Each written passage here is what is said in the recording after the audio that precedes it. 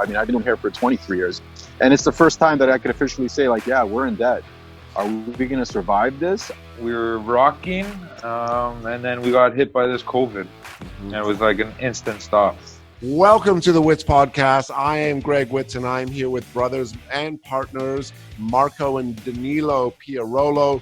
They are the owners of Fratelli Salon. They are talented dudes, and we're going to have a conversation with them about what it's like to own a salon right now, what they're doing as business owners and as partners, what they're doing to pivot, and they're going to share a little bit of their story with us. So we're really excited to have these two guys. Get ready for the next 45 minutes. We are about to take a little bit of a journey on what we need to do to come out of this thing thriving. We're going to have a pretty cool conversation as usual with you two. And I want to talk to you guys about a few things. One, your relationship as brothers. Two, your relationship as business partners. Three, what it's like going through this whole situation of COVID and business in today's climate. One, being brothers and business partners. And I think the other piece we want to have in this today's conversation is a little bit about how you guys have pivoted, because you guys are doing some cool shit when it comes down to business. And I think it's what's going to really take you through the other end to be successful. So let's start with a quick little introduction. Tell us a little bit about you, your relationship, your business, your partnership. We have an amazing relationship. It's been like that since we were kids. I mean, I feel like he's looked up to me, but the reason why our business works very, very well, is because he seems to understand, like if the tree is green and I say the tree, no, it's not green, it's blue. He'll be like, yeah, okay, it's blue. He kind of lets me be me, and that's why it works. If it was someone who would be like headbutting with me, the business wouldn't work. He's very like laid back, and he really knows how to help my personality out. And when my personality feels good, the business shines, and that's how he helps out. He's definitely the backbone of that, because without him, there's no way there would be a me in business. So we separate the two. We understand when it comes to business, it's business. When it comes to family life, it's family life. And people say don't go into business with blood. I don't believe that whatsoever. If it's real true blood, it's going to be perfect, in my opinion. If it's like an outside blood, like a wife or a brother-in-law, or I get it. They don't understand where, we can tell each other off, and literally 2 minutes later, we're laughing and hugging each other, because that's just the relationship we've developed. Look, I think, I come from family business. Family business is a beast in itself. It works, and it works extremely well, or it doesn't. By definition, you're the definition of a family business working well, but even more so, partnerships don't work, right? I've had these podcasts before where I've spoken to a couple other partners, also brothers, and we had that same conversation, which was most partnerships don't work, right? Partnerships are difficult because you start to butt heads with personality. And this is the work I do. I mean, the work I do is around understanding personality, communication, self-awareness, interpersonal skills. And I'm a big believer that the more we consider who we are and the impact it has, positive or negative, on other people, the more successful we can be in relationships. And what you just described there, Marco, was exactly that, which was you recognize, we would call you maybe a little bit of an uptight asshole, but the importance of appreciating the fact that Danilo is a little more flexed. I mean, Danilo, do you agree with that? How would you describe your personality? Yeah, I totally agree with that. I think he kind of nailed it there. I definitely have a respect for him, especially as an older brother, but as a partner. He's taught me a hell of a lot of stuff. I feel that I really understand who Marco is. And I'm usually telling a lot of other people, you just don't get him. Like, he's thinking like this. Trust me, like, he's good. And we complement each other like that. I agree, if we had very similar personalities, we would butt heads a lot more.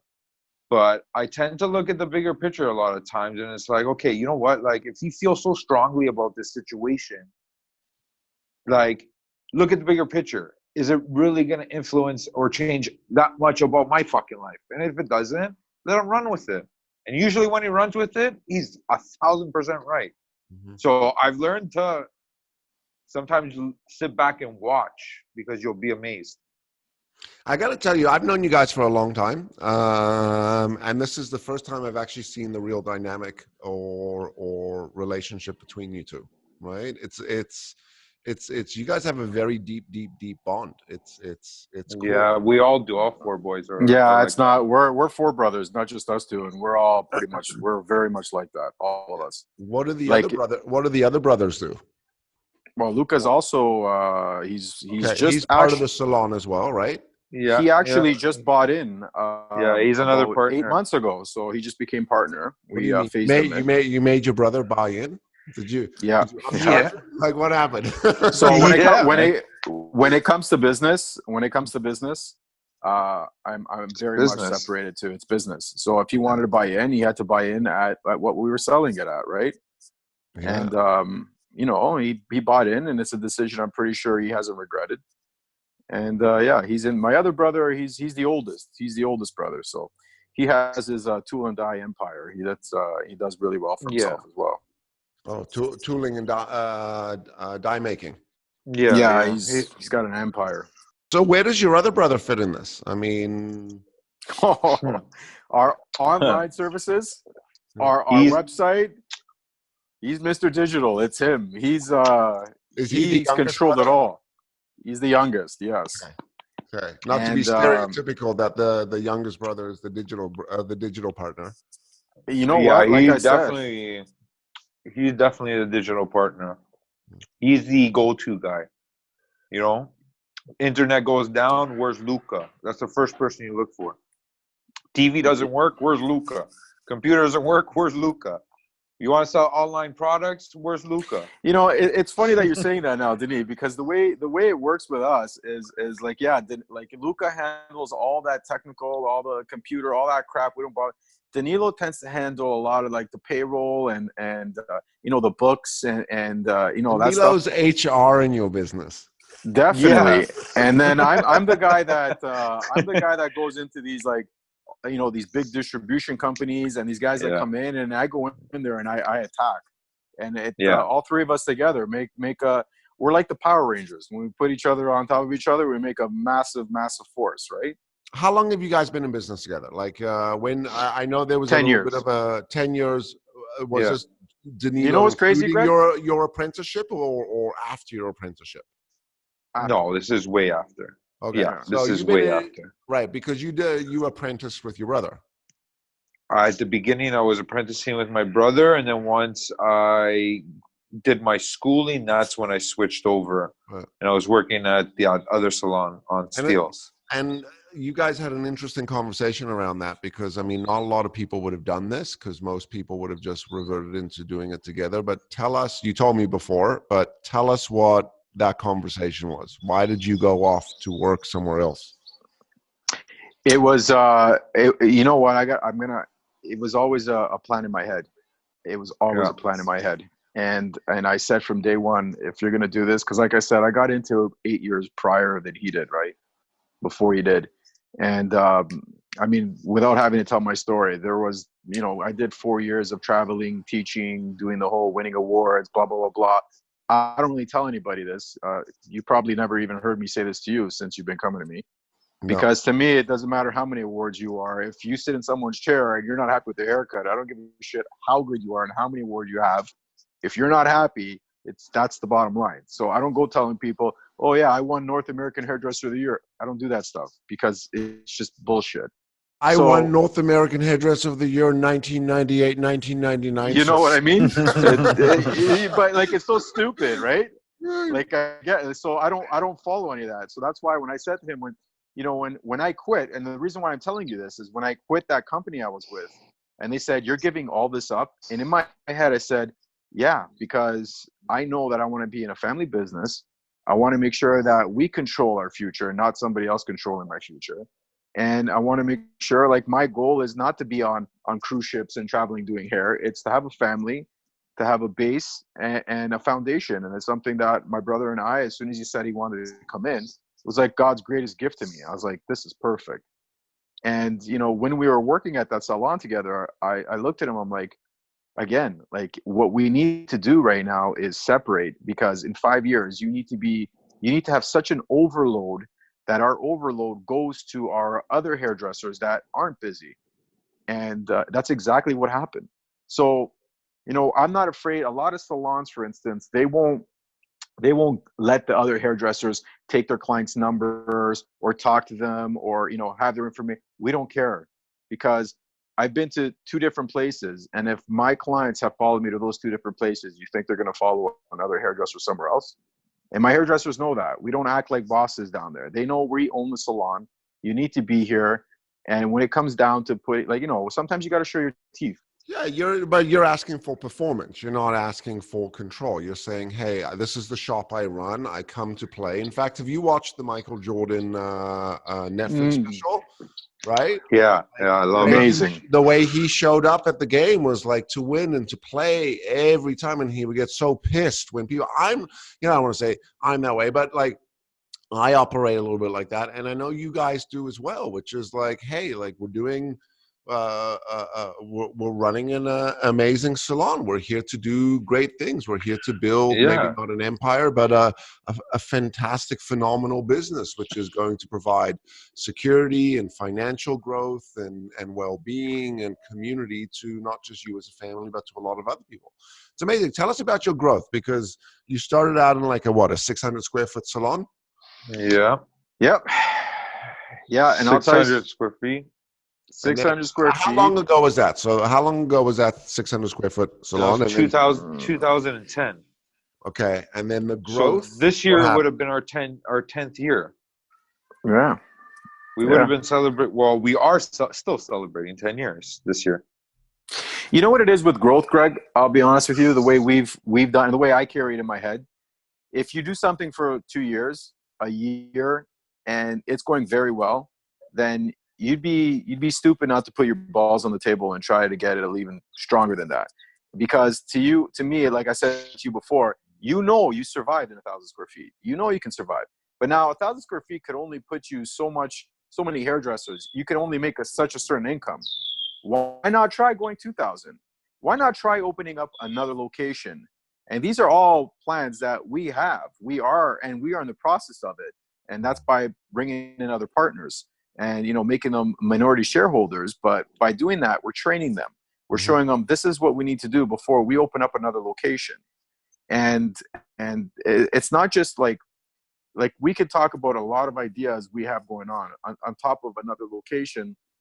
We're one of the very first salons that right now are, and I'll tell you online here, that we're adapting to this new, like a Uber or a what do you call it when you rent those houses across the world there? Airbnb. With this new COVID, there's a company that contacted us. Again, they contacted us saying, we want to use you as a platform where, some people may be afraid to come into the salon. We want it where you're a part of an app that they can say, go on the app, and, we could have like 8 different stylists that we hire and franchise without actually having an overhead on it. And, we're in talks with them. And is that where you think it's going? Like you get the hairstylist show up at your house? It could. It could go that way. We're not going to close the door on that. I mean, it could also go where we do after hours at the salon, closed days at the salon. Like some people are so afraid of being around other people that we want to make sure that they have the capability of still getting their hair done. Mm-hmm. So instead of having a new stylist come in trying to get busy within the salon, this is an opportunity of them actually going out and getting busy instead of going to a mall and handing out cards. This is this opportunity to say, here, go to this person's house and that person's house. And eventually, as this COVID gets away and screws itself, these people will have a clientele because they've actually went to each person's, when it's legal, each person's house, and they obviously have to follow a guideline. Like you can say, but what if you're carrying the disease? It's kind of stupid. You're coming to my house. But I'm pretty sure like 4 or 5 years ago, you could have said, well, it's pretty stupid that I'm going to rent someone's house in Italy. And yet they're doing it. Look, so, I could go down a whole road with you on the virus and the COVID and whether someone's going to get it. And that's next episode. It's called the After Hours Conspiracy Show. Yeah, exactly. But I really like what you're saying there. And Because Danilo, we've had this conversation a lot over the years where I'll be sitting in your chair and I'll see some sort of young person walking around sweeping, and I'll be like, bro, they've been sweeping floors here for a while. What's going on? Oh, they're going through school. Once they get certified, you start to see them doing hair. And I've asked you your position, and you've said to me this consistent line throughout, which is, I had to build my clientele. They're going to have to build theirs. That's part of the Absolutely. gig. The part of the talent is being able to build your clientele and then showing up at that salon. So this is a really cool idea. It's a very cool idea.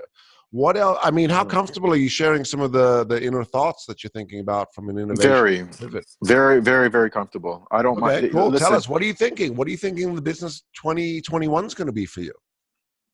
well, listen, it's going to be, we have taken, okay, for instance, I can tell you exactly what we're doing for the new way after COVID, or what we're prepared to do, what we've been doing since we've been gone. So for us right now, for when a client comes to the salon yourself, you're going to have to sit in your car. We've opened up a new phone line. You're going to have to call that phone line. Once you call that phone line, one of our employees who we are only paying to do this are actually going to tell you it's okay to come in. Once you come in, you're going to have to get your temperature checked, as well as all employees. Once your temperature's checked, you're going to have to put on a mask, and you're going to have to sanitize your hands. Then you're going to have to go directly into the chair, which we've disinfected. So prior to you, 10 minutes of disinfection has happened. There's a 10-minute period for tools and chairs, which means we've already lost, some appointment time because of it. Then there's no talking, there's no interacting. If you see one of your buddies, we're going to actually stop you from talking, because we have to keep the social distancing happening right now. And then our washrooms, which we just renovated, had to be re-renovated because we had to get touchless toilet paper, touchless soap, touchless all this stuff.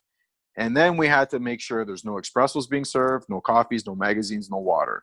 So it's basically you're coming in one client at a time, door will be locked, and then you can't even touch the products. If you need products, you got to tell us. And on top of that, you can't sit around and make an appointment. You're going to have to leave and call to make an appointment, or go online to make an appointment.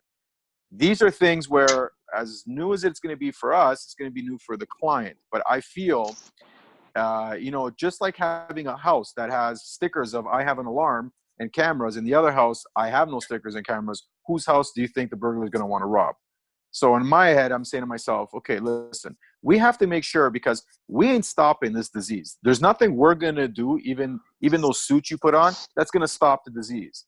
We have to make the client feel this salon is a lot more safety protocol than the next salon next door to me. But if that means the next salon next door to me calls me and says, hey, what are you doing to do this?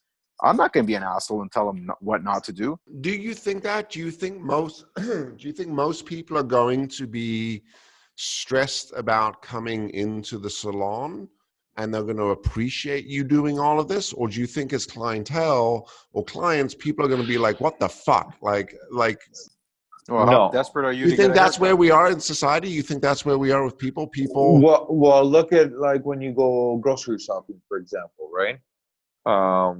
For myself, I go to Ambrosia, and I walk in there, and nobody's wearing masks.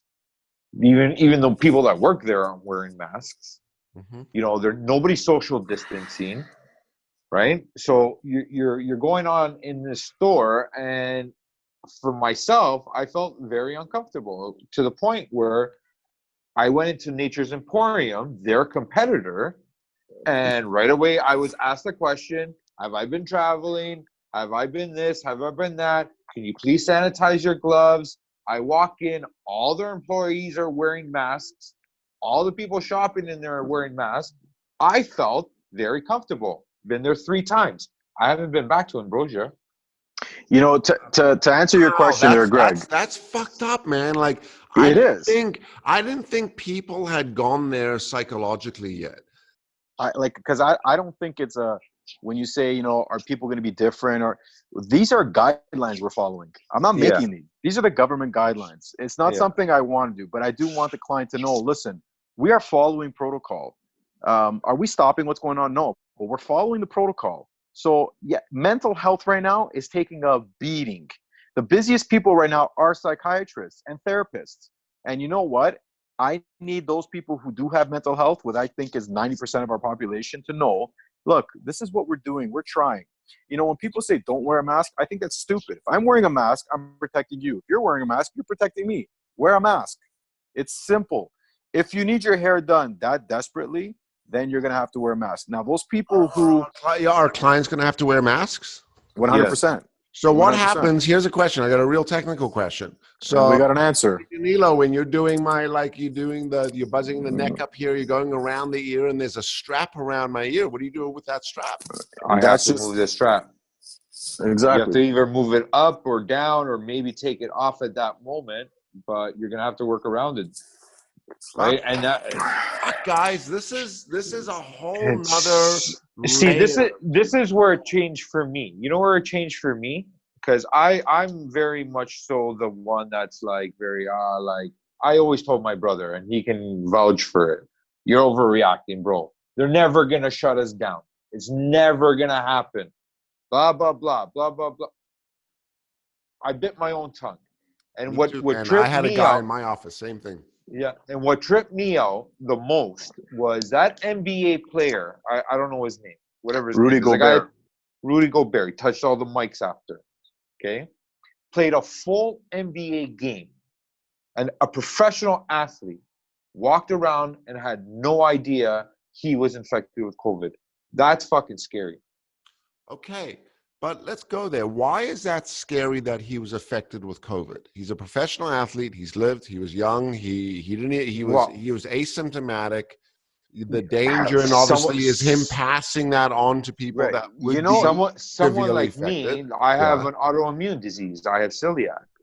Okay. So if I get COVID, I have a very high chance of fucking dying. My brother has a respiratory problem. Like, you want to know why Right? COVID's scary? I'll tell you why COVID's scary and why we got to treat it like it's scary. Because the fucking health officials don't even know what the fuck it is. They don't even know how it's mutating, how nobody knows what this thing is. So how could we treat it like, oh, so laxity? Don't worry. You're only going to worry when someone very close to you gets it. Then you'll worry. Well, you'll worry when you can't say goodbye to your mother because she's dying of COVID and you got to say goodbye to your own mom over the phone. People need to realize that shit. Whatever conspiracy, when I hear it, like people say, oh, it's the government, it's this, it's that, somebody let something out. Whatever the fucking conspiracy is, it doesn't matter. It's still here. It's still here, and we're still dealing with it. So all these, like, Bill Gates this, or, someone fucking threw a bomb on it. To me, I'm at home for 9 weeks. I don't give a fuck what it is. It's still here. It could be man-made, born-made, animal-made, doesn't matter. We're dealing with it. So when people say, oh, don't worry, you're not going to get it, it's just a flu. You know what? Fuck you. It's not just a flu. Because if it was just a flu, I'd be working. What I don't understand is this, and this is what I would love for you to answer, okay? The government's going to allow us to reopen 9 weeks after. What's the difference? Let's say 9 weeks, 10 weeks, 12 weeks, 13 weeks. What's the difference from the first day you made me close to now? Is there a vaccine? No. Is there some? Why couldn't you tell me you're going to close down for a week? You need a mask. You need plexiglass. You need barriers. Why don't you do it? Why the fuck shut me down for 12 weeks when the disease is the exact same that it was 12 weeks ago? That's what bothers me. This is the big question that I think a lot of people are getting frustrated with. I think a lot of people are now starting to say, okay, it was the right decision in the beginning. We didn't know what it was. All right, there were some real big projections on what it was going to be. We needed to shut down to not overload the healthcare system. We made all the right moves, and Canada did a really good job in that. In fact, as much as I have a strong opinion on certain things, reluctantly, I leaned into shutting down early. I had a guy in my office that was on me since December talking about this stuff. He was saying, like, bro, it's coming. Anyway, so we were a little more prepared in that capacity, but we're now getting to the stage of saying, okay, well, 9 weeks, so now you want to open. Technically, the curve is flattening or flattened, or there's a conversation on the second wave. What is now the difference? This is a real big question for people, which is there is a, call it, moral dilemma which is I want to be socially responsible. I want to be respectful to other people, whether I'm asymptomatic or whether I could get it and survive or not survive. Yes, there's data coming out there saying it is affecting more called people with predisposed health issues, conditions, et cetera, but now what? So now 12 weeks or 13 weeks or 15 weeks, if we open up and the virus is still out there, then what was this entire time for? And I think we're now at that stage, which is we're starting to ask that question, which is it was the right decision to shut it all down. Now the decision is opening up, and the question comes down to how do we open it up? There's a lot of smart people Greg? out there making these decisions for us. Whether I just pray to God that, it isn't these conspiracy theories that are out there. We shut down 5 days before Doug Ford told us to shut down. And the reason why I decided to do, with my brother and our partners, decided to do this shutdown, our staff was scared to wash your hair. They were scared. And I'm looking at them like, I'm telling Neil, listen, they're scared. What are we doing? And he's like, well, what do we got to do? And I'm like, and it took us a good 4 or 5 days to actually say to ourselves, okay, it's time to shut down. And it sucked. And it sucked. And you know what? We had to do what we had to do in order to be just like, on everybody's side. And I kind of felt, okay, if we stayed open, maybe people are going to look at us saying, what the hell are these guys doing? They're greedy. All they want is money. They should be closing for the better of the humanity and da-da-da-da. So we made that decision. If you guys didn't do that, you would just be fucking asshole business owners, right? Look, exactly. I don't want to the bus, but and I'm not a snitch, but I got a neighbor. I shut my office down also super early. I come in my office now by myself. My wife comes with me. It's part of our sort of quarantined isolation area. So you guys didn't, besides the $40,000 grant, you don't you don't apply, or it doesn't work for wage subsidy for you guys? Not at all. Because we don't pay into EI. And not only that, wage subsidies. So listen to how funny this one is. Wage subsidies. They come out with that one 2 weeks after we shut down and tell everyone to go on unemployment. Now all of a sudden we're going to bring everybody back. We can't even bring everybody back because we can't even work. So where does this wage subsidy help us out whatsoever? What you do, okay, so here's the question. So I'm assuming people are not on salary at the salon, like a pure salary? No, our people are on commission, right? Commission, which is as their clientele comes in. So this is where, I think the wage subsidy didn't consider things like salons. Salons have been the most affected. 100%. Like salons and hospitality. Well, sorry, not just salons. Salons, hospitality. Restaurants. Dentistry. Restaurant, right. Hotels, but like salons, estheticians, and restaurants. You guys got fucking slammed. I mean, you got the short end of the stick. I'll tell you this. Entire deal.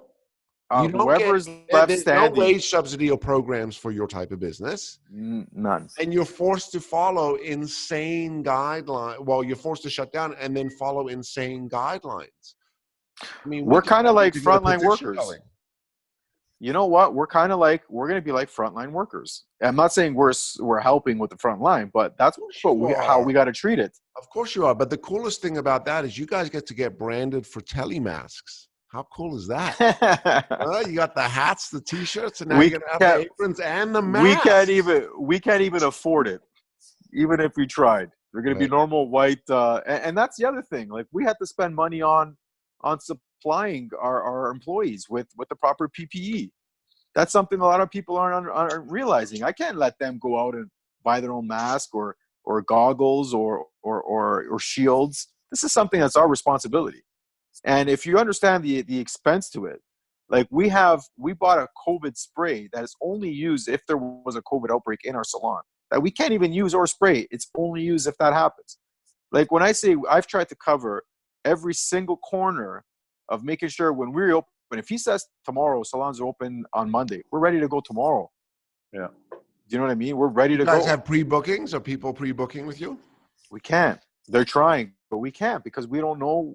So we had pre-booking. We booked them, and now we have to move them all again.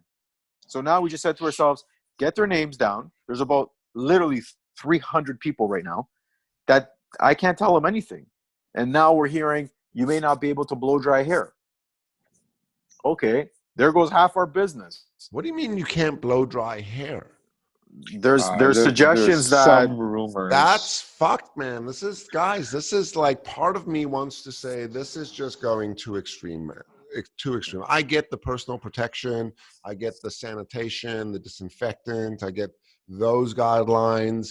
I understand having to wear masks, like that's all there. What I don't understand is you can't blow dry hair. Nobody said that. It's happening in a lot of salons in the States, coming out of Georgia and coming out of Manitoba, but there's no regulation saying it must happen. It's suggested. And if it's something that for us it's suggested, we're going to do it. Yeah. Look, you guys are obviously very on point and at the forefront of doing stuff and responsible business owners and stuff. So let's switch gears for a little bit. So, tell us what your stress has been like. So obviously money's been a stress, and like we've had a little bit of that conversation, but maybe the stress of pivoting, like talk to us a little bit about what you've done as a business to pivot, the online side of what you guys are doing, maybe how this has played upon you from a place of stress, and what's it supporting you doing or not doing. Well, I would say, when we started, I called Danilo one night and I said, hey, listen, we should probably do some like color curbside pickups. Like, these people are buying color and Shoppers Drug Mart. Like, let's help out our clients. They've been with us for years. And he's like, yeah, how are we going to do this? And I said, I really don't know. Called my supplier and I said, listen, I need bowls. I need brushes. He's like, look, we're closed. We can't get you any of that stuff. And Danilo says, you know what? He goes, I'm sure the dollar store has this stuff. And I said, really, eh? So we went to the dollar store, and lo and behold, the dollar store had bowls and brushes and like cups for the peroxide. And he came together with this perfect kit with instructions, with a waiver, because, we could have, someone gets color in his eye at home or stains a tile, they can say, oh, it was our fault. You signed the waiver, we're clear. Mm-hmm. And you know what? We put the packages together. We said, let's try it out. And next thing you know, our first day, we had like 40 people. And then it was like, okay, this is great. Then we heard more people come in. I think we're at probably roughly like 200 kits we've gotten rid of, kits and products. And so what's next? So you're selling color kits. What else are you selling? Obviously products, shampoos. Yeah, we have products, shampoos. What about that fancy hair dryer that you guys? It was like. I actually, believe it or not, I just sold one yesterday. Yeah, I'm not even playing around. I actually just sold one yesterday, and I'm thinking of picking myself up one because I've become quite the semi-pro at my own hair here. I want you to know that, like, well, it's a little square, Danilo, but not so bad. One thing we did, and we did well, and this is where I know we're going to be okay, because the clients we have, they're so good. They're so loving to us and taking care of us and knowing our situation. We did something for the clients where we said, you know what, we're going to give 20% off all gift cards. So if you buy you spend $80, you're getting a $100 gift card. Someone like you, that's basically a free haircut. And, that blew up.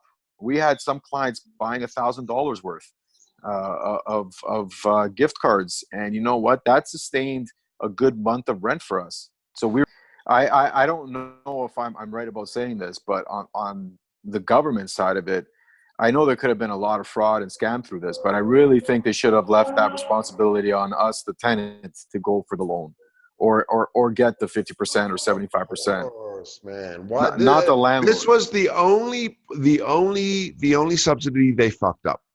It should never have been put on the landlord. It should have been given to the tenant to say, hi, this is my rent. Here's my numbers. My business is down. I'm applying for it. And then the landlord still collects, right? They still collect, but at least it's not coming out of your own bank account. Anyway. I think what hurts me the most is that we know the landlord doesn't even have a mortgage on that place. And that really pisses me off. It's probably why they're wealthy.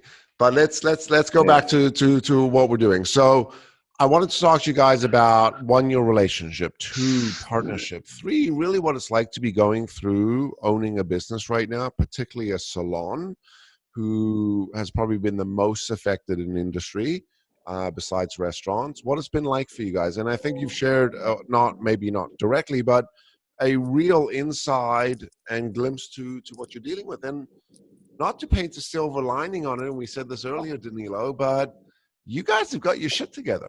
You guys are doing and managing this COVID situation. I'm going to use the word well as can be. Every week we have meetings with our employees.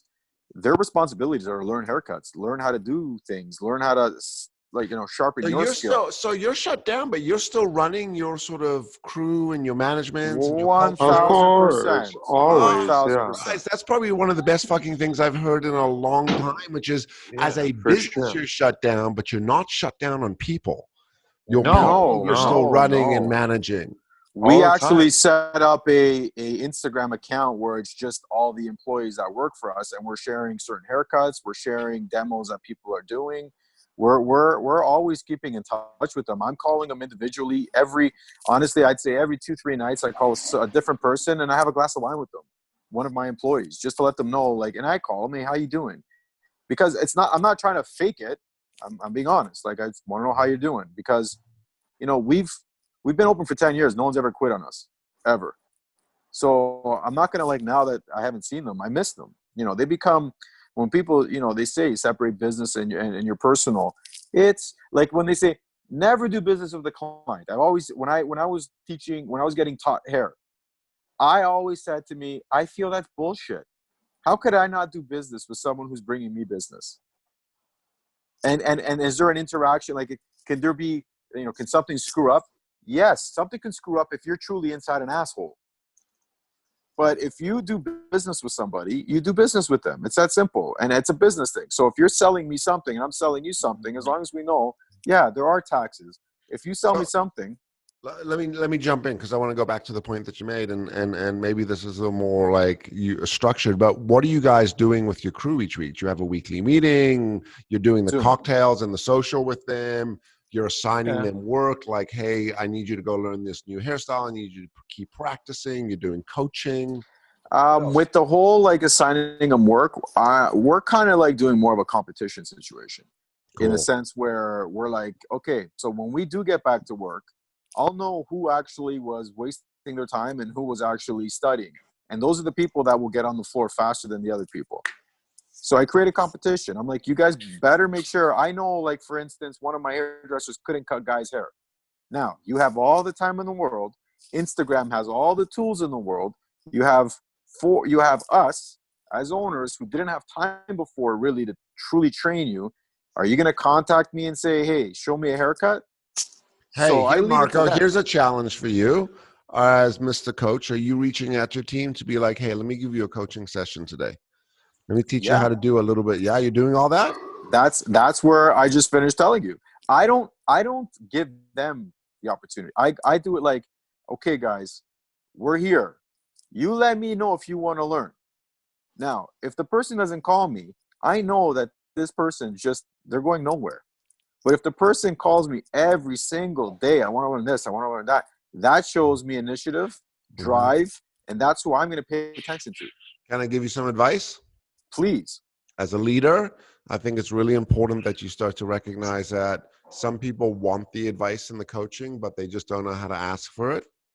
So don't discount the people that don't call you.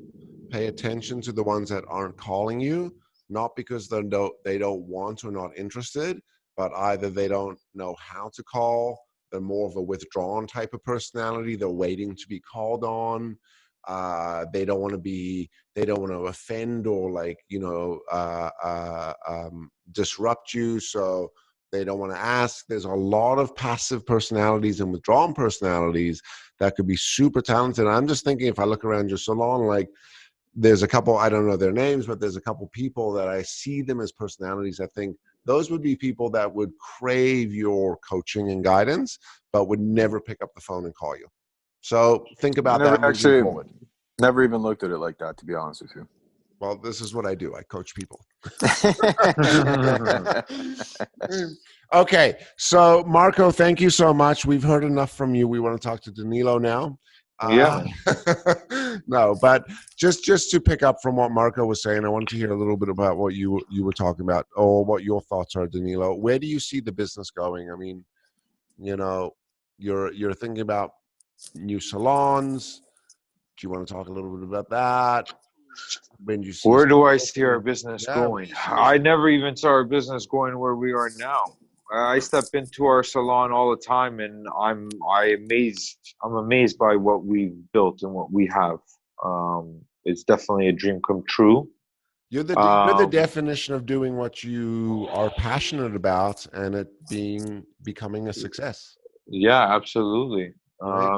Like how people we view Back to the Last Dance. We all view MJ and see how he, loved and had so much passion for what he did, and we're all like, "Fuck, he got paid so much money to do it." Now, I don't make the same amount of money, but I feel that I look at my industry the way athletes look at their sport: is they go in to do what they love doing. And that's what I love doing. Where our business is gonna go, like my brother said, we brought in certain key players that are gonna propel us to the next level. Nothing happens overnight, and a lot can change. But we do have bigger goals than what we've had. I think we've always strived for bigger goals. So Once you one, COVID isn't knocking you down. COVID is just saying, no, it's it's making us time to move stronger. fast, resilient. Yeah, that's why we're doing the necessary steps. And my brother's on the ball, and we're getting all this PPE stuff in order because we don't want to waste time when to hear, oh yeah, okay, we can go back to work. Well, now we got to waste all this time getting our shit in order. The shit's in order. All we need is a go ahead now, right? Listen, I'm wondering if I could apply for a position. I've already done my apprenticeship. Yeah, man. It's been 9 weeks of apprenticeship with my 3.5-year-old and my daughter and my own hair. So, okay, cool. Guys, listen, first, thank you for taking the time today. I want to Yeah, end no problem. with a question of, through this experience, what advice would you give other salon owners, or even a different type of business, but might be going through the same challenges that you're going through, like a restaurant? So Marco, well, let me start with you, Danilo. I'm going to end with you, Marco. So Danilo, and maybe not advice, opinion, thought, perspective. I think, in my opinion, is in anyone's industry, we all have to stick together. Wow, Um, that's exactly what I was going to say. the more we Yeah. stick together, the stronger we're going to be. So we learn off each other, feed off each other, stop comparing each other, and start being more, one. Cool. That's Very how cool. I feel. Very cool. Marco, you were going to say the same thing. This definitely means your brothers, by the way. You're in. Yeah, I was going to Maybe, say the same thing. maybe add to what he was going to say. So what else? You know what? I was Maybe going to that. say just stick together, because if our industry sticks together, we become essential. People start realizing how important we are as an industry, and as they need their haircuts and realize how important hairdressers are, because for a long time, hairdressers have gotten that you're a dropout from school and you just got into hair. No, it takes something to be a hairdresser. It takes a certain person to be a hairdresser, and the world now can realize how important we are to them and their image. Very true. Absolutely. Very true. Look, the joke about the COVID haircut now, and I do it, and you're seeing all, particularly obviously guys, but you're seeing them, and it's like what I call the 1994 look, where you shave the side Vanilla ice. top, and it's like that Kramer do. Anyway, you guys are not just artists, but you're talented and entrepreneurial and skilled and innovative and successful, and really an example of not what it takes to be successful, not just as partners, but as family members as well. So guys, thanks for taking the time to talk today. This was fucking Yeah, thank you, man. Thank you, man. Appreciate it. It was all awesome. right. For everyone else, we are going to put their information, so you can follow both of them on social. Also, check out Fratelli Salon. If you like Awesome. today's episode, don't forget to click that like button and don't forget to subscribe. We will see you next time. Hey, I'm Greg Witz. Thanks so much for coming and checking out the video. If you like that video, you're going to love the next one. So I'd highly suggest that you click this video over here. And don't forget to subscribe and share.